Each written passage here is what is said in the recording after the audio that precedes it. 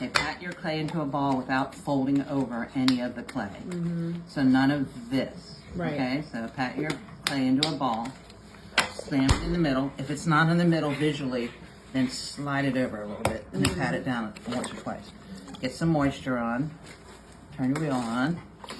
Okay, first thing to do is to attach the ball of clay to the wheel. So this outside hand is just steering, the inside hand is pushing down. The right hand is pushing down, not to flatten it, just to seal it. And this hand is mostly pushing here to 1 or 2 o'clock, but not so hard because it hadn't been sealed yet.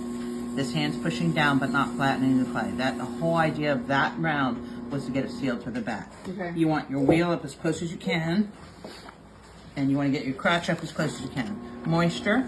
Okay, now I'm centering. I'm taking this and this are pushing to 2 o'clock. Okay. Notice the clay comes up. This hand comes in and it's a stick. And see how that pond was forming? I bent over with that thumb and counter pressure. Relax and come off.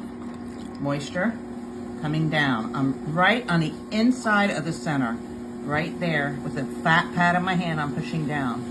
Relax. Relax your muscles, come off. Get moisture. It really is almost centered, but I'm going to do it again. I'm pushing to 2 o'clock. It goes up. This hand comes in, cones it. This thumb rolls over to compress that top. Relax and come off. Watch what happens if I don't relax. If I don't relax, boom, boom, boom, boom. Yeah. And it's pretty easy to fix because I'm mostly in center anyway. So now I'm coming down at that midway point. There's the dot, that's the middle. I'm sitting right here. In fact, if you sit over a little, that pimple starts growing in the middle. That shows you that you're doing something right. I want to sit on that a little bit. Okay. So now I'm centered. Notice the clay looks like it's not wobbling anymore. I relax. And the trick is I've centered the clay down here. A lot of people just center the clay on top. Yeah. And it's never centered throughout the whole thing. Yep. Okay? So my hands are almost always connected. Now I'm opening.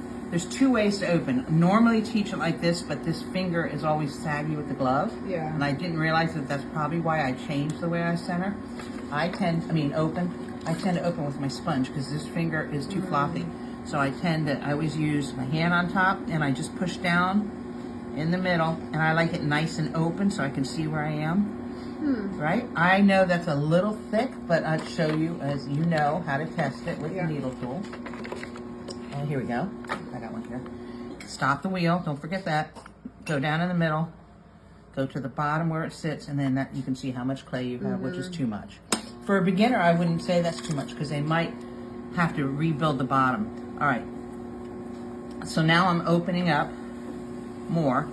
I've got this hand here pushing a little bit to 2 o'clock because it's around 6:30, and we're doing that face of a clock here. So this would be noon, this would be 6. So, and now I push down a little more because I want to go a little deeper, and I'm pushing it into that fat pad at the bottom of my hand. So and then I relax. If you don't relax there, you'll take it off center. Notice I'm still centered.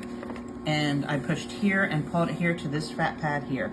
This support was a little bit there, but it wasn't strong. I also compare this to pulling the vaudeville dancer off the stage. And then at the end, you have to relax or he'll fall down. Yeah.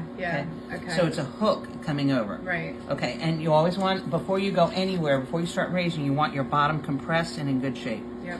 So I sit on a radius. The radius I choose is from here to here at 3 o'clock. And I'm sitting on the sponge because my fingers, especially with the rubber on my hand, tend to dig in. And I'm not pushing down to make it smaller. I'm making it compressed.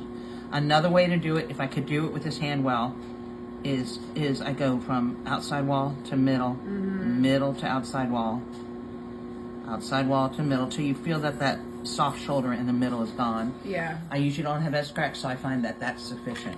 Okay. All right, now we're raising.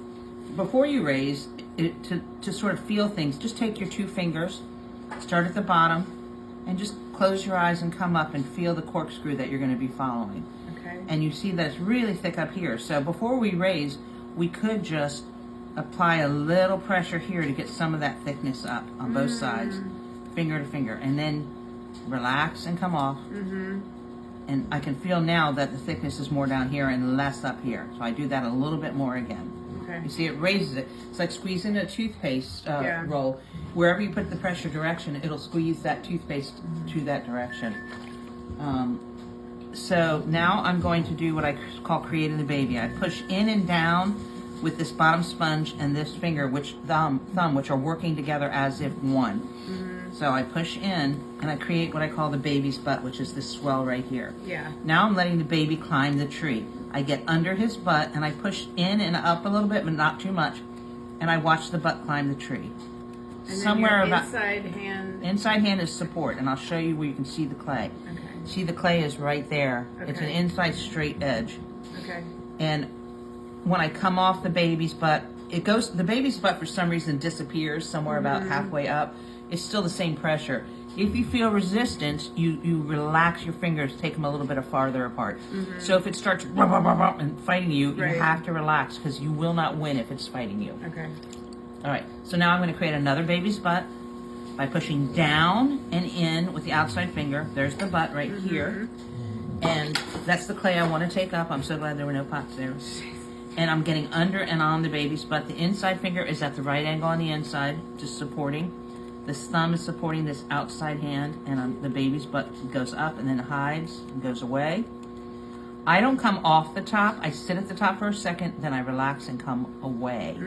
If you come up, you end up with a thin rim, and your thin rim, your rim is like on a Dixie cup, those little paper cups with wax. The rim is the solid part. Yeah. The bottom and the rim are very important for the health of the pot. So you want to go in and get the moisture out of the bottom of the pot. I do that by gently, and I would probably do this to keep my hands steady, and just do that. A lot of people feel the need to constantly be putting a hand on the outside of the pot, and they're doing this. It's just going to knock it off center. It's going to weaken the clay. You don't want all that friction. Okay. Once I'm at this point, after I've got it all raised, I'm going to raise one more time. I'm going to push in, create the baby's butt, a little more resistance on the inside, and I'm coming up with my inside finger and my outside fingers matching each other.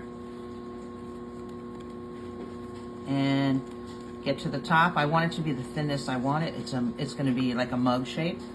Came off, relaxed and came away. Okay, so there's my mug. Again, I'm going in here. With new people, I would definitely suggest supporting it with the other hand. I'm confident enough to just do that now, but I don't suggest that until you know what you're doing. Because I've learned to lock my shoulder to be still. Okay. It doesn't look locked. It doesn't need to look locked. It's just I know what I'm doing up there, and you'll get that. You'll develop that. Now, to compress a rim, to make it nice and pretty and strong, you take your two fingers here. Gotta have moisture. You want it to slide. 2 fingers, and then this finger lays on top of those 2 fingers. Squeeze the 2 fingers a little bit. It'll go up into the other finger. You're not really pushing down as much as you are pushing in a little bit. Okay. And or with a sponge, grab it like a U shape on it. I want it to open up a little. A mug, I think, should have a little opening at the top. So I open that up by just tilting down. Okay, and that's your mug. Now, if you want to shape a shape that you've raised all the way, you then go in inside only. You don't need your hands on the outside right now. And I just apply gentle pressure, and I don't, whatever the wheel speed is, it's the way I move my hands. So now, if I want, so I'm swelling up by sitting still in there, and I relax before I come off. If I don't, I lose all center. Okay, if I want this to go in a little more, now I will need my hand on it. So I swell, I'm a little lower on the inside than the outside, and I push in. Then I dance over it, and maybe come up. And you can see I've got it a little different shape now. Or I can take these 2 fingers, and while I'm compressing, and push in with the outside thumb, and I get that shape. There's many different ways to do it. Again, it's squeezing the toothpaste the direction you want it. Right. So if you want clay to squish up, you've got a little upward pressure while you put into 2 fingers or the 2 surfaces together. It's a little upward pressure, not a lot. That's when you'll rip it if you do too much. Right. All right. Which so, happens. All right, so that's it. Cool. Thank you.